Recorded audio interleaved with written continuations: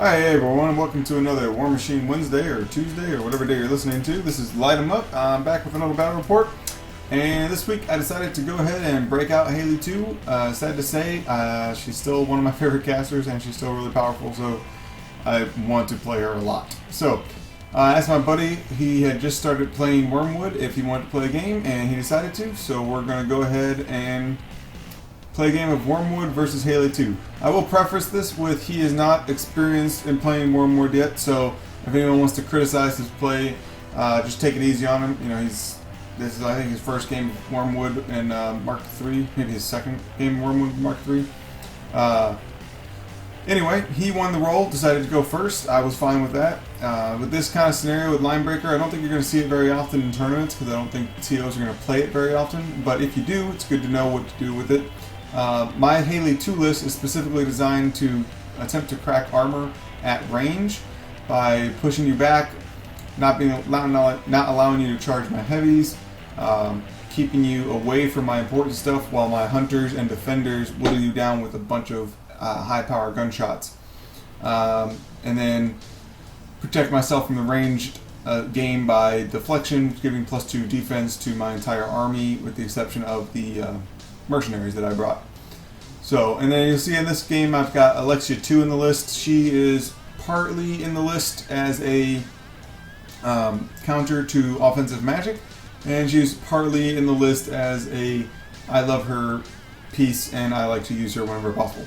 So, on to the game. You see, obviously, first turn is pretty simple. That's why I'm just ignoring it for the most part. He just ran up, killed a couple models to make some forests, or make one forest, give some souls to his Wurmwood, and then he popped up a bunch of forests to block all his important stuff from my hunters. Not a bad idea. He did leave his Gallows Grove well within range of my defender, so the defender will go ahead and take the Gallows Grove off the table. Hunters will take a couple of shots to take some of the Mannikans off the table. The thing about the Mannikans is, since they can only bring one Mannikan back per turn, if you can take out 2 or 3, then you only have to deal with 1 or 2 the next turn from each stone. So, not a bad idea. Yeah, you're not going to get rid of all of them until you get rid of the stone, but it's a lot better to deal with 1 spray than it is to deal with 3 sprays. You see my gun mages go up and they trim off the hedges on the other stone and kill 2 of his Mannikans. Jakes will actually put Sidekick up onto the top hunter, and then everything else is just kind of running into place.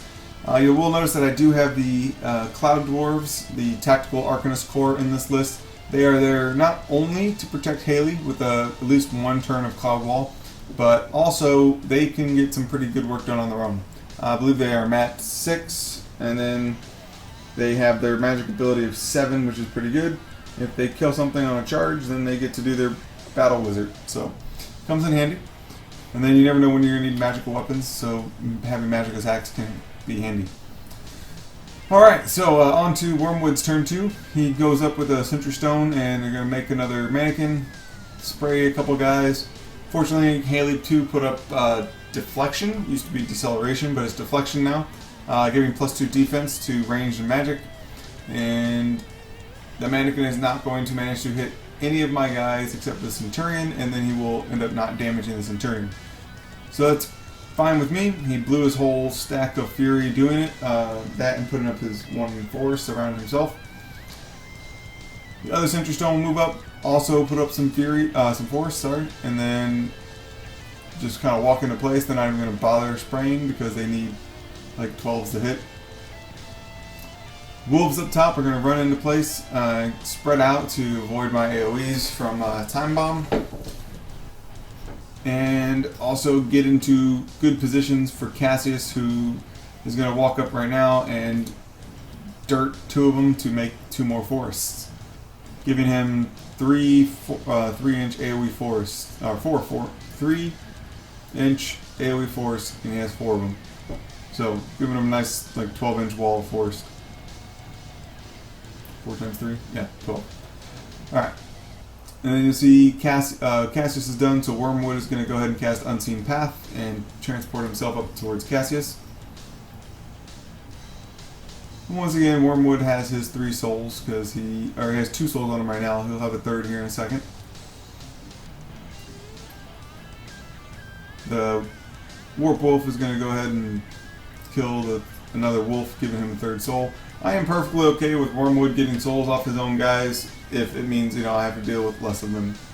He brought an entire minimum unit of Wolves of Orboros to be comfort food with the Gobber chef, and he was planning on the other ones, I guess, just being fertilizer and maybe doing a couple points of damage, but I think essentially they're cheap souls for him.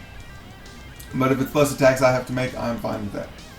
You'll see Lanyssa at the bottom. She actually tried to shoot a lightning bolt or whatever she shoots at Alexia and missed. So, good on that. Alright, on to Cygnar turn 2. Right there, I was measuring out to see if the Centurion could just walk to get within 4 inches of contesting that upper flag, and he can. So that's going to be his job, is just be a roadblock up there. Right there, I was measuring to see if the Hammered Dwarf, the Cloud Dwarf could just walk and swing and hit the Mannikan, and he could. So we got Hunter taking a shot at the Feral Warpwolf at the bottom, the Defender taking his shot at the Feral Warpwolf at the bottom. Only doing a couple points of damage to him. I think he did a total like 8 or 9 points of damage with 2 shots. Not great. Alexia at the bottom will go ahead and dirt nap Lanyssa, take her soul, and then reposition behind the Feral so the Feral can't charge him, or charge her. Cloud Dwarfs are going to go up and make a little wall for Haley to sit in and kill one of the Mannikans, and then Battle Wizard to kill another Mannikan. So the Hunter can move up and take his shot into the Sentry Stone. Gets within 5 inches, boosts damage, rolls a 13 at dice off 3, and kills him. So that was good. You see the forest went away. We'll put it back here in a second before I take any gunshots. There it goes. So the gun mages move up, and they'll shoot down a couple more guys that they can actually see. So his Wolves of Orboros unit up there, the ones that are max with the UA, are down to, I believe, 4 models at this point. You see the Lancer running. I had to put the proxy base down there to make sure he could make it through. And he goes and toes into the forest to get line of sight to Cassius. In case anyone doesn't know, killing Cassius is an imperative in this game. See, I took up the Gallows Grove the first turn, and this turn I'm spending my entire stack to take out Cassius. So thanks to True Sight, I'm able to arc a Time Bomb, and then arc a Arcane Bolt in a second. Here comes the Arcane Bolt. And I boosted damage at dice off 5 and killed Cassius with the Arcane Bolt after doing 5 points of damage with the Time Bomb. And then Jakes just inches her hunters backwards a little bit. Alright, so on to Circle turn 3. He's actually going to use Comfort Food to take some Fury off because he didn't spend, he thought he was going to have to transfer, I guess, but he didn't spend any Fury. Or only spent a couple Fury. The goal for me, for the Haley 2 player, is to counter feat. So I cannot, normally I would have already popped my feat at this point, but I cannot pop my feat until he pops his feat. Because if he pops his and turns himself into a forest, or turns his control area into a forest, I'm just screwed if I've already popped mine. But if I haven't, then I can just pop mine, and the game basically continues with not much changing from that point on. So if I go the entire game and don't get to use my feat, but he never uses his, I'm perfectly fine with that. You'll see him going right now. He is using his Sentry Stone, the 2 sprays, 2 Mannikans to spray and kill one of the dwarves off, but he actually ends up missing another dwarf, which is just kind of sad because they're only defense 10. But the Mannikan's only rat 4, so I guess it's okay. And then next, the Pureblood is going to go ahead and give his Animus to himself for Wraithbane, giving him Blessed and Magical, and Assault into my Lancer. Getting his 10-inch spray to hit the Hunter, 3 Gun Mages, and the Lancer. Fortunately, though, he only hits the... or I guess unfortunately for me, but he hits the Hunter with his Assault Shot, doing, I believe, 10 points of damage to the Hunter, taking out his gun arm, which hurt. And then manages not to kill anything else with his Assault Spray, which is I'm fine with. Ghetorix will walk his happy butt up to my Lancer and just proceed to lay waste into my Lancer.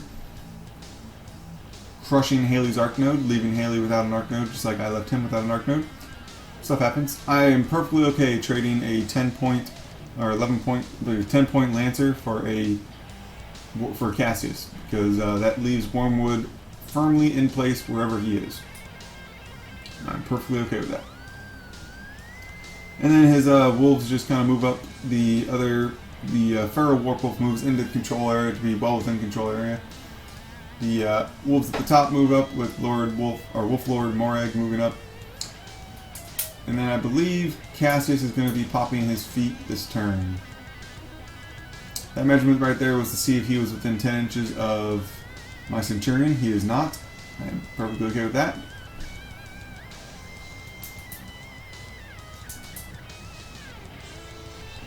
And then, yeah, he popped his feet, so we're measuring out the control area right now, find out where his control area extends to, so I know where the forest extends to. It's a pretty ball-busting feat if you have no way of dealing with forest. I don't really have a way of dealing with forest, but my feet allows me to deal with his, so it's not going to be too bad. And there will be a couple things I'll be able to attack because I can move into them and see them.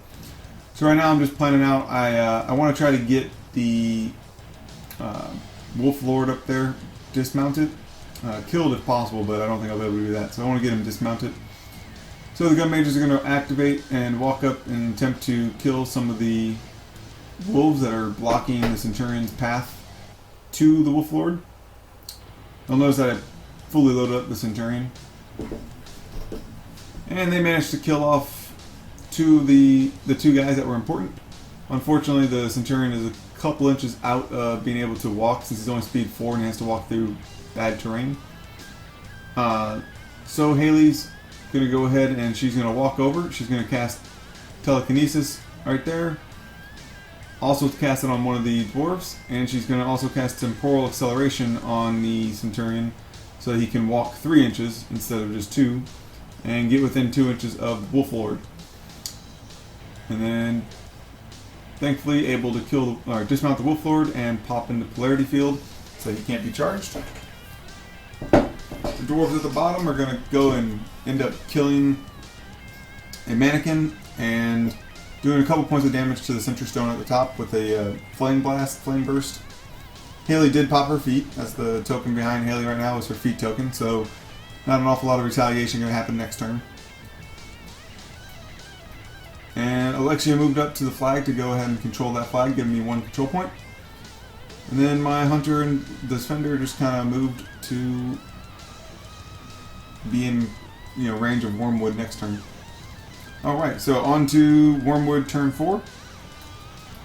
Like I said, there's not an awful lot he can do this turn because of my feet, thankfully. He is going to activate the wolves and attempt to kill my gun mages, but fail to damage because POW 9 and armor 11, I guess, happens.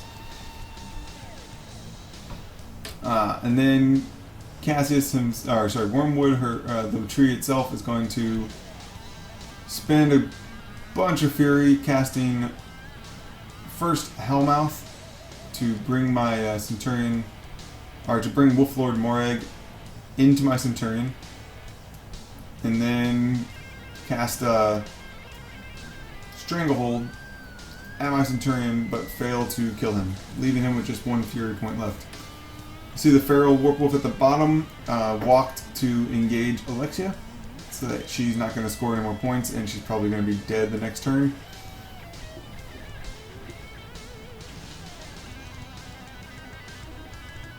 And I'm not sure what rolls are going on right now. Oh, the Pureblood sprayed and was able to kill the Hunter at the top. Yeah, and did about 7 points of damage to the objective. So Pureblood up top got a little bit of work in with his spray 10. Mannikan is going to come into play and spray down 2 of my mages. I think he kills both. There goes 1. And nope. Guess he failed to kill the other one, so probably missed him. He did ironically hit Lord Morraig and killed him, so that sucks for my opponent because his dice were pretty bad all night, but then when it goes to hit his own guy, he rolled boxcars. The act cars. Alright, so on to Cygnar, turn 5, or turn 4. My opponent thinks he's dead, and I think he's trying to bait me, and normally I would have just gone for the attrition and continued to shoot and kill his heavies with my big guys and try to control him still, but I decided to say screw it, and I took 2 shots into Wurmwood, one with the Hunter and one with the Defender, and did 9 points of damage with those 2 shots, and that led me to believe that the Centurion might be able to do it. So first, Jakes is going to go ahead and kill off that last Mannikan that's close to Haley. And then the gun mages are going to walk up and attempt to do some plinking damage with brutal damages into Wurmwood. Even if they did get the crit brutals, it's dice off 13, so nothing really happened there. Haley is going to go and she's going to temporal accelerate and TK the Centurion again, so he can just walk and not charge. And then the Centurion is going to go and hit Wurmwood, and unfortunately with 3 focus and a temporal accelerated shot, I end up doing 6 points of damage, leaving Wurmwood with 5 hit points and a transfer. So that was really bad. Fortunately for me, I accidentally kept Haley just out of range of Ghetorix's charges. So yay me. Unfortunately, Alexia is not going to be able to really do much.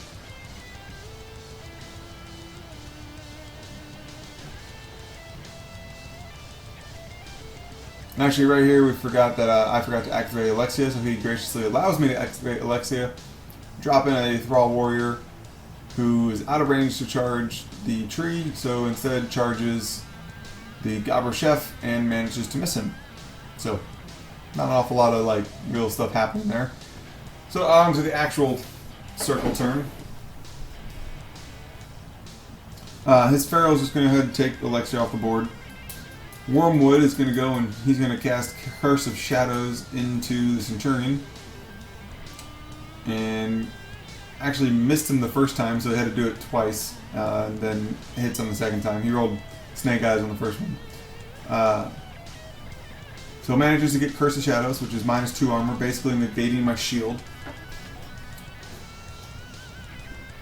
Then you see the Pureblood is going to go and he's going to spray down a gun mage. And then with his additional attacks, end up killing the rest of the gun mages that are there. There goes the third one. I think he might miss that 4th one. Yeah, it looks like he missed the 4th one. So Ghetorix is going to come over, and Ghetorix is going to go to work on the Centurion. Putting a lot of hits in the Centurion.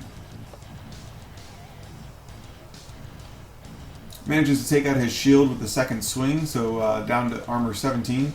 Once that happens, Centurion just goes right off the board. So, I've lost my heaviest hitter, and Wurmwood is still got 5 hit points. Fortunately, he has no transfers. His beasts are either full or... no, he might not have any beasts full, but he doesn't have any transfers on him, but he does have 3 souls, so he's sitting at armor 21. So I load up the Hunter, load up the Defender with their 2 focus each. Hunter goes ahead and he's going to take a shot here once I get the cloud placed in line of sight blocking.